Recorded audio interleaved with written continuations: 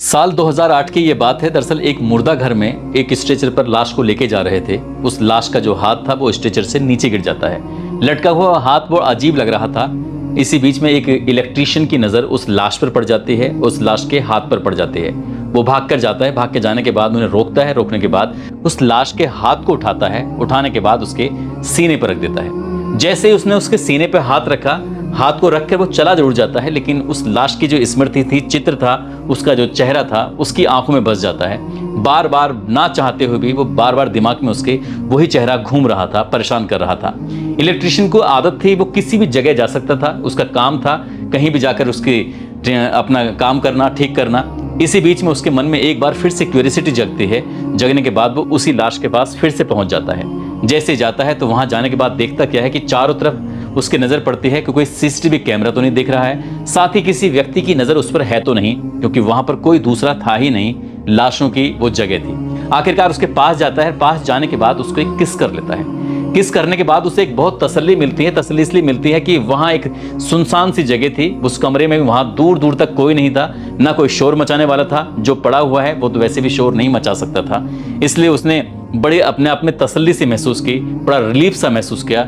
यहां से जाता है घर जाने के बाद एक डायरी में पूरा किस्सा मेंशन कर देता है, और उस किस्से को मेंशन तो कर देता है। इसके बाद उस लाश का क्या होता है पता नहीं, लेकिन कुछ वक्त और आगे बढ़ जाता है। कुछ वक्त आगे बढ़ने के बाद एक बार फिर से उसकी नज़र एक लाश पर पड़ जाती है, जो मुर्दा घर में रखी हुई थी। फिर से उसने मौके की तलाश में था। मौके की तलाश होने के बाद वो फिर लाश के पास जाता है, लेकिन इस बार वो किस नहीं कर रहा था, बल्कि किस से भी कुछ आगे बढ़ जाता है। उसने उस लाश के साथ वो सब कुछ किया जैसे एक हस्बैंड अपनी पत्नी के साथ करता है। जब उसका मन भर जाता है, वहां से हट जाता है, और इस बात की किसी को कोई खबर नहीं लगती, भनक नहीं लगती। फिर से वो अपनी डायरी पकड़ता है। जब घर जाता है, डायरी पकड़ने के बाद उसमें वो सारा वाकया लिखता है जो उस दिन उसके साथ हुआ था। जब उसे मेंशन कर देता है, डायरी में उस लड़की का नाम लिखा जाता है, उसकी कितनी उम्र है वो लिखी जाती है, वो कहाँ से आई है वो लिखी जाती है, क्योंकि हॉस्पिटल में वो इलेक्ट्रीशियन की जो जॉब कर रहा था, नौकरी कर रहा था, इसलिए उसने सब कुछ वो मेंशन कर दिया। वक्त आगे बढ़ जाता है, और वक्त आगे बढ़ने के बाद करीब 13 साल के बाद वो डायरी पुलिस के हाथ लग जाती है। जब ये डायरी पुलिस के हाथ लगती है तो पुलिस ने उसकी एक एक चीज को बारीकी से खंगालने की कोशिश की, और जब उसके बारे में पता चलता है तो संभवतः पूरी दुनिया के इतिहास में ये ऐसा पहला मामला पाया जाता है। जज ने जब ये मामला सुना, क्योंकि उस जहाँ की ये कहानी है वहां इस पर बहुत बड़ी सजा नहीं दे सकते। जब इस सजा की बात अखबारों में छपती है और टीवी पर यानी कि न्यूज चैनल में आती है तो लोगों को बड़ा अफसोस होता है। आज की इस कहानी के माध्यम से यही जानने की कोशिश करते हैं कि आखिरकार इस पूरी कहानी में होता क्या है। आदाब, नमस्कार, सत श्री अकाल। आज की सच्ची घटना मैं आपको सुनाने जा रहा हूँ। ये सच्ची घटना है इंग्लैंड की। दरअसल इंग्लैंड का एक जिला है टनब्रिज वेल्स, और यहीं पर एक जगह लगती है बेडसीट। बात कर रहा हूँ 23 जून 1987 की। एक फ्लैट के अंदर से अजीब तरह की स्मेल आ रही थी, दुर्गंध आ रही थी। जैसी दुर्गंध आ रही थी, पास के ही लोगों ने पुलिस को फ़ोन कर दिया। पुलिस को फ़ोन करने के बाद कहा कि जो हमारे बिल्कुल बगल में फ्लैट है उसमें कुछ दुर्गंध आ रही है, आपको आना चाहिए, आकर देखना चाहिए। पुलिस सूचना पाने के बाद मौके पर पहुंचती है। मौके पर जाने के बाद दरवाज़ा खोला जाता है। दरवाज़ा आराम से खुल जाता है, क्योंकि उसमें कोई फोर्स की ज़रूरत नहीं थी। इसके बाद जब पुलिस अंदर जाती है तो बेडरूम के अंदर एक लाश मिलती है। करीब 25 साल के आसपास की उस लड़की की उम्र रही होगी। उस लड़की के बारे में पता निकाला जाता है तो उसका नाम होता है वेंडी लिन। वेंडी लिन दरअसल शादी टूटने के बाद बिल्कुल अकेली रह रही थी। हालांकि वो एक नौकरी करती थी और यहाँ आने के बाद अपने फ्लैट में सो जाया करती थी। जब पुलिस ने उसकी लाश को देखा तो उसके तन पर एक भी कपड़ा नहीं था, लेकिन ऐसा लग रहा था किसी ने उसे बहुत बुरी तरह से मारा है, पीटा है। पुलिस ने उस लाश को कब्जे में लिया, और कब्जे में लेने के बाद उसको पोस्टमार्टम के लिए भेज दिया। यहाँ से जितने भी बारीक से बारीक सबूत जुटाए जा सकते थे, डीएनए सैंपल लिए जा सकते थे, पुलिस ने वो हर संभव कोशिश की जो कर सकती थी। फिर पोस्टमार्टम की रिपोर्ट भी आ जाती है, और पोस्टमार्टम की रिपोर्ट के बाद ये पता चलता है कि उस लड़की का रेप किया गया है, और रेप के बाद उसका कत्ल कर दिया गया है। कातिल कौन है, पुलिस इस कातिल की तलाश में जुट जाती है।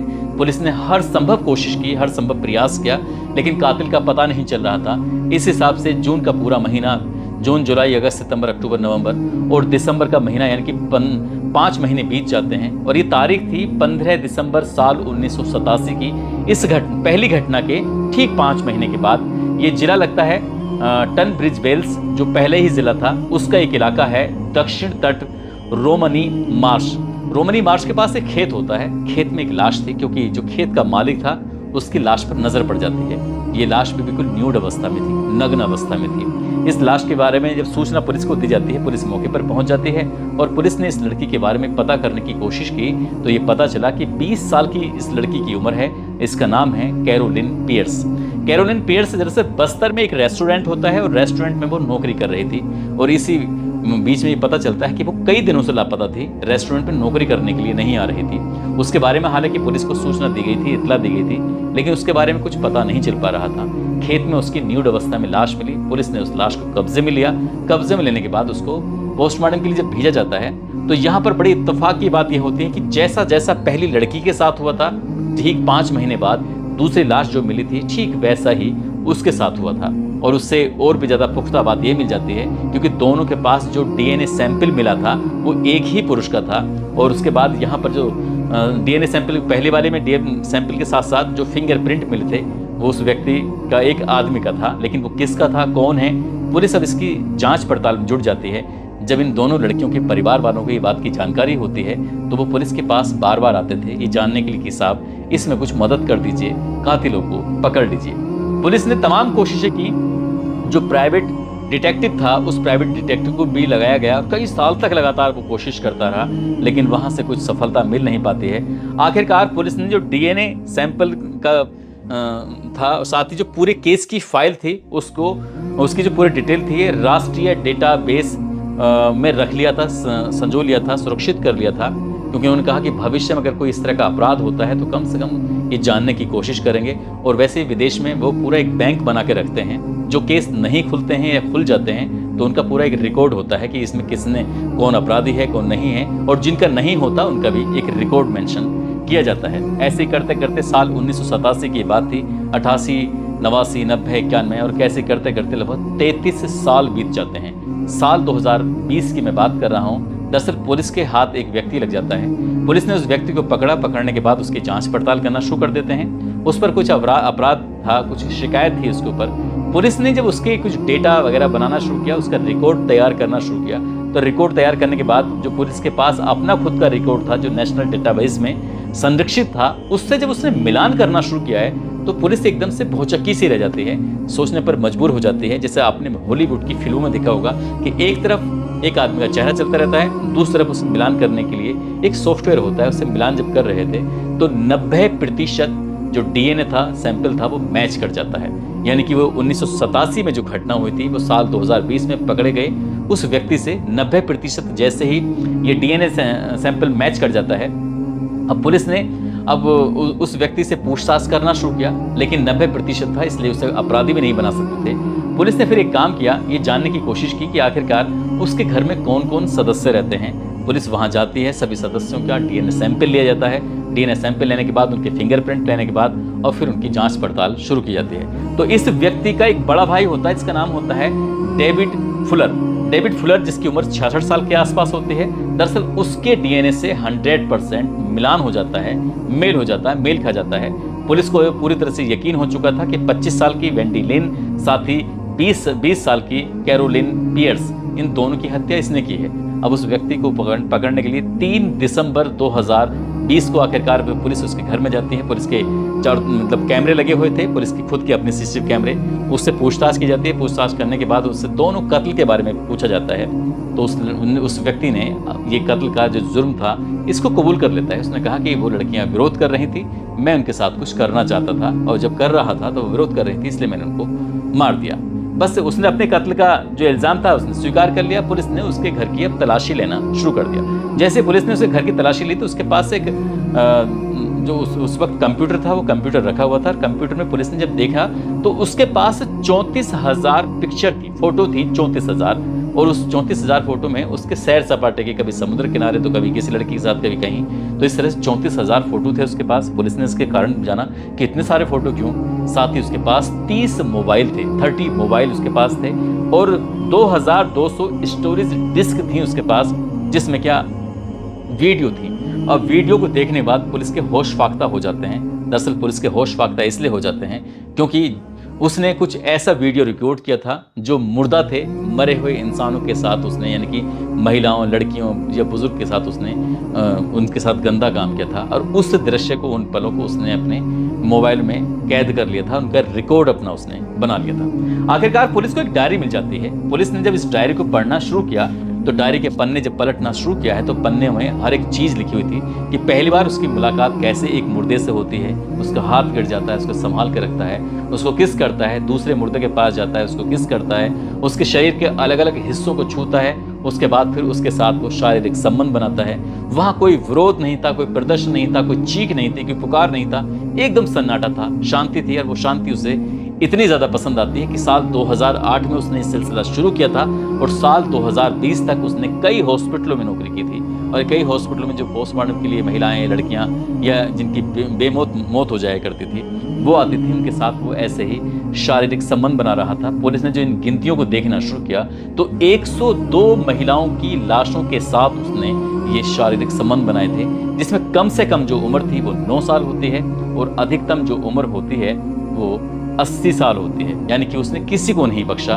उसने हर उम्र की महिला, हर उम्र की लड़की के साथ उसने अपने हवस को मिटाया और वो सब बातें जाकर उस डायरी के अंदर मेंशन करता था, नोट करता था। उससे जब पूछने की कोशिश की कि क्या तुम्हें डर नहीं लगता था, तो उसने कहा मुझे कोई डर नहीं लगता था, क्योंकि यहाँ कोई विरोध नहीं होता था, यहाँ कोई शिकवा, कोई शिकायत नहीं होती थी। जहाँ शिकवा शिकायत होती थी इसी वजह से तो 2 कत्ल हो जाते हैं, इसलिए उसने इस रास्ते को अपनाया। वो हॉस्पिटल में वहाँ रहता था क्योंकि वो इलेक्ट्रीशियन का काम करता था। जब अपनी जवानी के दौर में था, जिसकी 20-22 साल के आसपास की उम्र थी, तो उसने नौसेना के लिए काम किया था और नौसेना में भी वो इलेक्ट्रीशियन का ही काम करता था। वहाँ उसे इस तरह की ड्यूटी मिलती है। साल 1972 में उसकी पहली शादी होती, 3 बच्चे हो जाते हैं, लेकिन पत्नी से किसी बात को लेकर उसका विवाद हो जाता है, तो दोनों के बीच में तलाक भी हो जाता है। उसका वक्त आगे बढ़ जाता है। आखिरकार साल 1982 में वो दूसरी शादी कर लेता है और दूसरी शादी करने के बाद उसको एक बेटा पैदा हो जाता है। लेकिन उसकी जो दूसरी बीवी थी वो साइकिलिंग जरूर किया करता था। साइकिलिंग करता था तो उसकी एक टीम बनी हुई थी। साइकिलिंग में एक और युवक था जो साइकिलिंग करता था। उसकी बीवी का उससे अफेयर हो जाता है। उसने दोनों से पूछा, अगर तुम दोनों को साथ रहना अच्छा लगता है तो साथ क्यों नहीं रह लेते हो, क्यों मुझे इसमें धोखा दे रहे हो। यानी कि वो कोई शोर शराबा नहीं चाहता था, कोई विवाद नहीं चाहता था, झगड़ा नहीं चाहता था। आखिरकार साल 1999 में उसने तीसरी शादी कर लेता है और तीसरी शादी करने के बाद अपनी पत्नी के साथ वो वेस्ट सक्सेस एक जगह लगती है, उसी का ही एक इलाका है हीथ फील्ड में वो रहता है। दरअसल पुलिस ने इसी हीथ फील्ड में ही जो उसका घर होता है उसी की तलाशी लेता है। तलाशी लेने के बाद आखिरकार उसको उसी दिन इनकी 3 दिसंबर 2020 को गिरफ्तार कर लिया जाता है। और उसके बाद ये पता चलता है कि 102 मुर्दों के साथ उसने शारीरिक संबंध बनाए थे। जब मामला अदालत पहुंचता है तो अदालत जाने के बाद एकदम ऐसे सुनने के बाद एकदम हंसी सी शायद आपको आएगी, आपको बड़ा अजीब सा फील हो सकता है, क्योंकि उस व्यक्ति को जज ने सिर्फ 2 साल की सजा सुनाई थी। इसमें जो उनके यहाँ कानून उस देश का ऐसे ही बना हुआ होगा, जो कानून कहता है जज उससे ज़्यादा भी नहीं जा सकता, महज 2 साल की सजा। लेकिन उसके पास 2 और मुकदमे थे, जो 2 लड़कियों की हत्या उसने की थी। उसमें ये मैडस्टोन क्राउन कोर्ट है, वहाँ की जज होती हैं चीमा ग्रब ने 2 हत्याओं के मामले में उस व्यक्ति को कहा कि इस व्यक्ति को तब तक सलाखों के पीछे रखा जाए जब तक इसके प्राण न निकल जाए। दरअसल जब ये घटनाक्रम साल 2021 में जो इसकी सुनवाई हुई थी वो दिसंबर 2021 की बात है। इसको जो सज़ा दी गई थी, जब ये अखबारों में प्रकाशित होती है तो लोगों को यकीन नहीं हो रहा था। 15 दिसंबर 2021 को कोर्ट ने सज़ा सुनाई थी। लोगों को यकीन नहीं हो रहा था और लोगों ने ये कहना शुरू कर दिया, अखबारों में ये छपा था कि संभवतः पूरी दुनिया के इतिहास में ये ऐसी एक अजीब कहानी है, अजीब घटना है, जहाँ एक व्यक्ति मुर्दा घर के अंदर लाशों के साथ बलात्कार करता था। दोस्तों, इस पूरे घटनाक्रम को सुनाने का उद्देश्य किसी को परेशाान करना नहीं है, किसी का दिल दुखाना नहीं है, बल्कि आपको बताना है, आपको जताना है कि दुनिया में कैसे कैसे प्रवृत्ति के लोग रहते हैं। जैसे क्या एक वो व्यक्ति था जिसका नाम डेविड था।